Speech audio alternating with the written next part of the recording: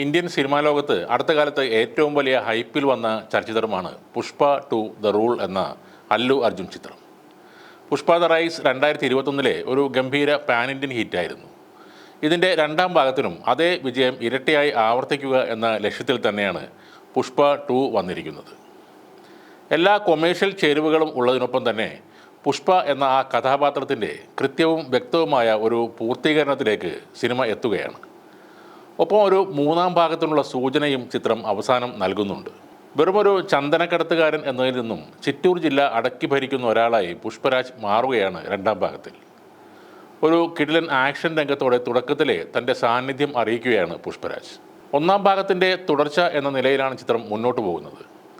പുഷ്പ എന്ന അല്ലു അർജുൻ്റെ ക്യാരക്ടറും ഷെഖാവത്ത് എന്ന ഫഹദ് ഫാസിൽ അവതരിപ്പിക്കുന്ന വില്ലൻ്റെ ക്യാരക്ടറും തമ്മിലുള്ള ഏറ്റുമുട്ടലുകളും അതോടൊപ്പം പുഷ്പ എന്ന ഒരു ഫാമിലി മാൻ്റെ കഥയും കൂട്ടത്തിൽ പറഞ്ഞു പോകുന്നുണ്ട്. പുഷ്പ ആദ്യ ഭാഗത്തേക്കാളും ഗംഭീരമായാണ് ഇത്തവണ ആക്ഷൻ രംഗങ്ങൾ എടുത്തിരിക്കുന്നത്. ആദ്യ ഭാഗത്തിൽ കുറച്ച് സമയം മാത്രം ഉണ്ടായിരുന്ന ഫഹദ് ഫാസിലിനെ ഇത്തവണ കൂടുതൽ സ്ക്രീൻ സ്പേസ് നൽകുന്നുമുണ്ട്.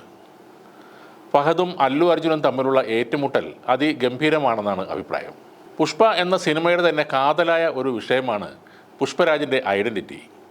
ചെറുപ്പകാലം മുതൽ വീട്ടുപേര് എന്താണ് എന്ന ചോദ്യത്തിന് മുന്നിൽ പുഷ്പ പലപ്പോഴും തല താഴ്ത്തി നിൽക്കുന്നത് കാണാമായിരുന്നു. അത് നേടിയെടുക്കുക എന്ന ലക്ഷ്യത്തിലേക്ക് പുഷ്പയെ എത്തിക്കുന്ന തരത്തിലാണ് രണ്ടാം ഭാഗം വന്നിരിക്കുന്നത്. ഇനി വരാൻ പോകുന്ന പുഷ്പ 3 എന്നത് പുഷ്പരാജിൻ്റെ കൊടൂര ക്രൂരകൃത്യങ്ങൾ നിറഞ്ഞ കഥയായിരിക്കും എന്നാണ് സൂചനകൾ. 1000 കോടി എന്ന ടാർഗറ്റിലേക്ക് പുഷ്പ 2 എത്തും എന്ന് തന്നെയാണ് ആരാധകർ കരുതുന്നത്. ആദ്യ ദിവസം ലഭിക്കുന്ന ഗംഭീര റെസ്പോൺസും അതുതന്നെയാണ് പറയുന്നത്.